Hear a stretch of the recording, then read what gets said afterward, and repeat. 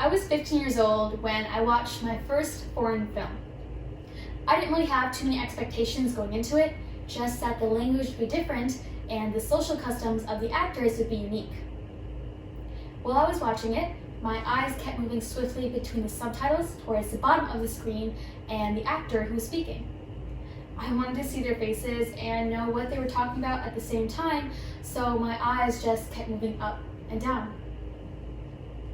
I was 15 years old when I watched my first foreign TV show. I genuinely believed that I was going to hate it. I didn't even know what they were saying without the subtitles, and their way of speaking was completely different from mine, so how was I supposed to understand and pick up on their social cues and customs? I was 15 years old when I listened to and watched my first foreign music video. I had absolutely no idea what the artists were saying, but the music video captured my attention with its aesthetic visuals, and the beat actually created a sense of serotonin in my brain. Later, I searched up the translation to the lyrics and was amazed by how powerful the lyrics actually were and the true meaning behind the song. After being introduced to this new aura of film and music, I kept wondering to myself, how did I not know about this before? And why didn't I ever try it out? I knew the answer to the first question. I had always known of other cultures' entertainment industries, like their TV shows, music, and their movies, but I always just stuck to American culture. Why would I watch a film or listen to music I know nothing about when I already have so many movies and so much music that fill up my daily commercials and my life? I was 15 years old when I first experienced foreign cultures. I'm 15 years old right now. I'm Indian American. I was born in India and moved to the US when I was 3 years old. I grew up with both Indian and American cultures, but I wouldn't consider the Indian part of me to be foreign since it's what I was born with and still experience to this day. And American culture is what I grew up with. Parasite was the first foreign film I'd ever watched in my entire life. Of course, I watched it because it won Best Picture, Best Original Screenplay, Best International Feature Film, and an abundant amount of other awards at various award shows. But the movie absolutely amazed me. Everything about it, from the symbolism that it portrayed to its thought-provoking concepts, and the way it was a bit of a psychological thriller. Money Heist was my first foreign TV show I watched. The show storyline got me hooked in the first minute of watching it, and it was such an exciting series that with every single episode, I was left on the edge of my seat. BTS's song On from their album Map of the Soul 7 was the first foreign music video I'd ever watched. With just this one video alone, I was immediately hooked into the culture of K-pop. The utter importance and significance of subtitles and translations cannot be emphasized enough. The subtitles and translations provided for foreign media convey the meaning beyond a straight word-for-word translation. Without proper subtitles and translations, those translations would cause negative perceptions of one's creative senses, meaning it would act as a linguistic barrier. But if there are already so many subtitles provided for most foreign media, then why do some people still live in that closed-minded mindset of sticking to a culture they already know extremely well and not exploring other cultures? Let's talk about K-pop for a quick second. K-pop, otherwise known as Korean pop music, has just recently made its biggest surge into American media. However, it still really isn't accepted into mainstream lives because many people have heard others hate on the genre, so they would find it gross too.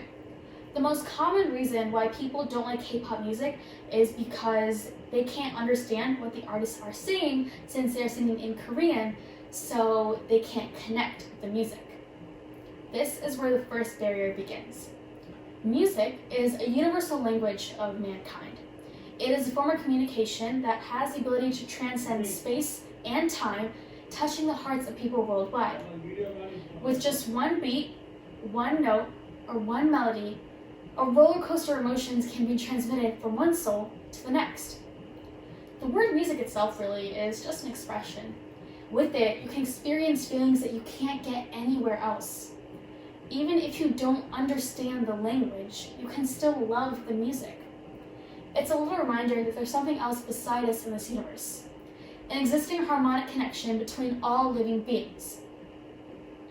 Now, this doesn't just pertain with K-pop, since every human culture has music just as each has language. But with those distinctive styles and genres of music, we must remember that with the ability of music, we are able to transcend the barrier of language.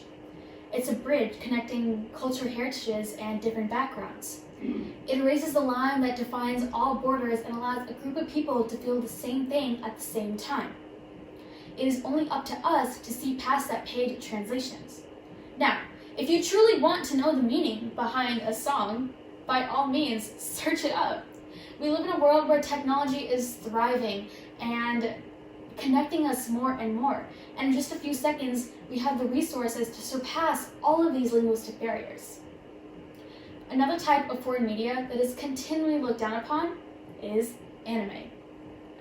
Anime is a style of hand-drawn or computer animation originating from Japanese film and television. Now, there are a considerable amount of anime TV shows out there that are in a foreign language to many people, but most of them are available with English subtitles. So then why is the genre still disregarded? Because it's Japanese? Writing off an entire medium just because it's too different in terms of language and culture is quite an appalling outlook on something that a lot of people may not be familiar with. It's what starts the disconnection between different groups of people. Most of the people that do dismiss anime are entirely unaware that disliking something because of virtue is completely problematic to connection culture. And then to view the people that do watch anime as childish, irrelevant, or inferior, these are all just contributions to subjective culture that is the reason why foreign media is not accepted by so many people. This culture arises around any type of foreign language TV show or genre. In all matters, our perception of something is just a subjective image of the objective world, meaning that everything we experience in life attributes to our own personal tastes, feelings, and opinions. The matter of action is to break out of our subjective identity and start seeing foreign media from a different perspective. At the Golden Globes, after winning Best Foreign Film, Bong Joon-ho, the director of the award-winning film Parasite, said this in his acceptance speech: "I think we use only one language, cinema. Once you overcome the barrier of the 1-inch tall subtitles, you'll be introduced to so many more amazing films." There are so many people out there that watch movies that have feelings of familiarity. It has an actor or actress they like. It just recently came out. It is obviously in a language they can understand, and once they watch it, they have feelings, they have sensations of normality. It's something that they're used to. But watching movies just for this reason, or not giving foreign movies a shot because they don't belong in one's comfort zone, it doesn't contribute to being cultured, to have an appreciation or any ounce of respect for the beauty or the finer things in life. It doesn't contribute to being cultured or to be educated, to come together with others and not only increase the outlook of our well-being, of our individual selves, but our community as well. Movies awaken our visions, and they change the way we see things. They open our minds, and they have the influence to shape our perceptions when it comes to entertainment toward the objectives of adulthood.